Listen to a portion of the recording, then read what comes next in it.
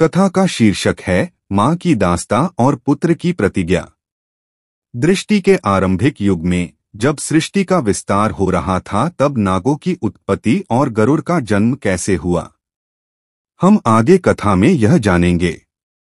इससे पहले कि हम इस कथा को गहराई से सुने, आपसे अनुरोध है इस वीडियो को अंत तक देखें। अगर आपको हमारा प्रयास पसंद आए तो वीडियो को लाइक करें और नीचे कमेंट में जय श्री राधे कृष्णा अवश्य लिखें। साथ ही अगर आपने चैनल को सब्सक्राइब नहीं किया तो सब्सक्राइब करें और साथ ही बेल आइकन को जरूर दबाएं ताकि हमारी हर कथा और प्रेरणादायक वीडियो आप तक पहुंचे।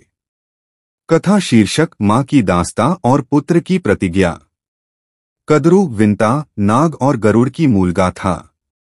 यह दो बहनों की कथा है। भाग 1। ऋषि कश्यप का आश्रम, इच्छाओं का वरदान। सृष्टि के आरंभिक युग में जब सृष्टि का विस्तार हो रहा था, तब महर्षि कश्यप ने दक्ष प्रजापति की कन्याओं से विवाह किया। उनकी अनेक पत्नियां थीं, पर दो स्त्रियां कद्रू और विंता विशेष रूप से प्रसिद्ध हुईं।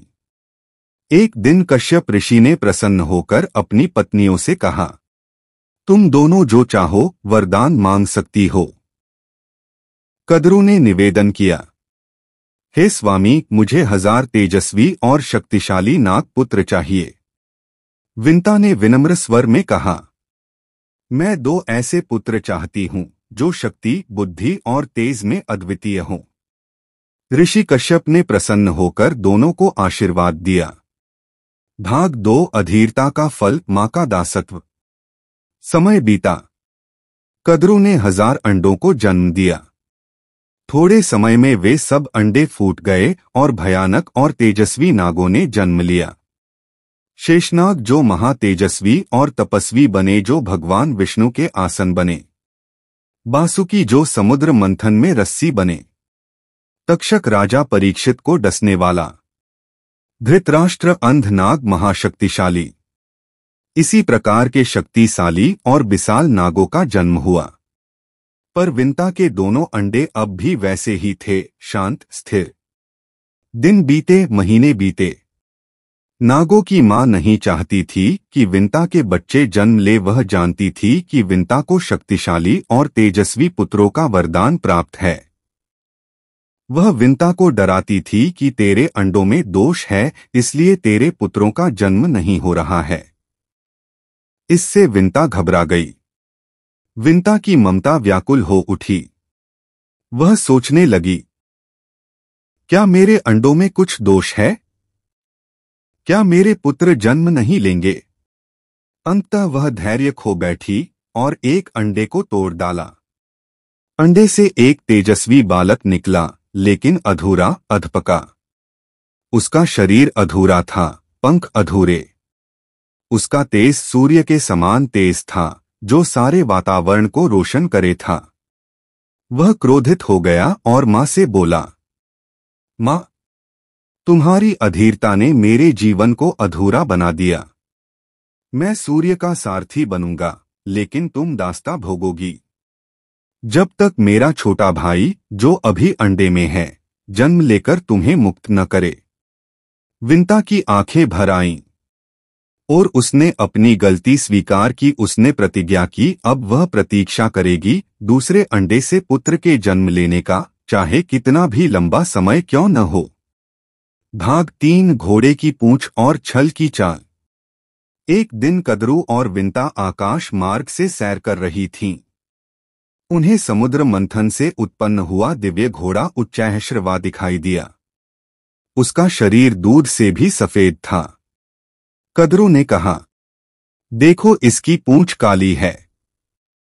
विंता बोली, नहीं, यह तो पूर्णतः श्वेत है। शब्दों की बहस शर्त में बदल गई। कद्रू ने कहा, अगर यह काली हुई तो तुम मेरी दासी बनोगी, अन्यथा मैं तुम्हारी।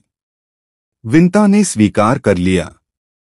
कद्रू को हार का भय था। उसने अपनी सर्प संतानों को आदेश दिया, जाओ, उस घोड़े की पूंछ में लिपट जाओ ताकि वह काली प्रतीत हो। कुछ नागों ने विरोध किया, मां, यह तो छल होगा। लेकिन कद्रू ने क्रोधित होकर उन्हें श्राप दे दिया, जो मेरी आज्ञा नहीं मानेगा वह अग्नि में भस्म होगा। डरे हुए नागों ने मां की बात मानी और घोड़े की पूंछ पर लिपट गए, और विंता शर्त हार गई। उस दिन से विंता अपनी बहन कद्रू की दासी बन गई। भाग 4 गरुड़ का जन्म मां के आंसुओं से जन्मी शक्ति। समय बीता और विंता का दूसरा अंडा फूटा। उसमें से निकला एक तेज से दहकता हुआ विशाल पंखों वाला दिव्य पक्षी गरुड़। उसकी आंखें सूर्य की तरह चमक रही थीं और उसकी उपस्थिति से सारा आकाश कांप उठा। गरुड़ ने अपनी मां को झुकी हुई दुखी दासी के रूप में देखा और पूछा, मां, तुम इतनी उदास और झुकी क्यों हो? विंता ने कांपती आवाज में कहा, मैंने एक शर्त हारी थी बेटा, अब मैं तुम्हारी मौसी मां की दासी हूं। गरुड़ की आंखों में क्रोध और करुणा जल उठे।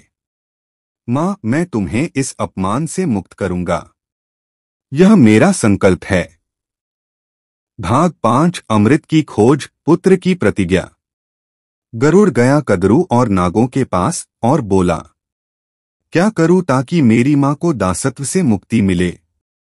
नागों ने कहा, अगर तुम हमारे लिए स्वर्ग से अमृत लाओ तो हम तुम्हारी मां को मुक्त कर देंगे। गरुड़ ने बिना देर किए आकाश की ऊंचाइयों को नाप डाला। उसने देवताओं से युद्ध किया, इंद्र के वज्र को झेला पर अमृत छीन लाया। भगवान विष्णु इतने प्रभावित हुए कि उन्होंने गरुड़ से कहा, तुम मेरे वाहन बनो गरुड़, मैं तुम्हारे तेज से प्रसन्न हूं। गरुड़ ने अमृत नागों के सामने रखा, लेकिन चतुराई से उसे पीने नहीं दिया और इंद्र ने अमृत वापस ले लिया।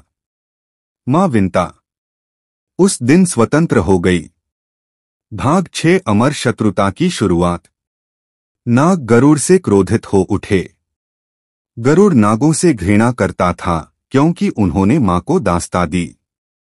तभी से शुरू हुई गरुड़ और नागों की शाश्वत शत्रुता। यह कथा क्या सिखाती है? मां के लिए त्याग पुत्र का बल तभी सार्थक है जब वो मां के सम्मान के लिए लड़े। धैर्य अधीरता विनाश ला सकती है। विंता की गलती से अरुण अधूरा जन्मा। छल की हार कद्रू का छल अंततः नागों के विनाश का कारण बना। सच्चा बल गरुड़ की शक्ति केवल बल में नहीं थी, बल्कि धर्म, भक्ति और प्रेम में थी। जब मां की आंखों में आंसू हों, तब पुत्र को गरुड़ बन जाना चाहिए, और जब अन्याय के पंख फैलें, तब धर्म का सूर्य बनकर अंधकार को हराना चाहिए।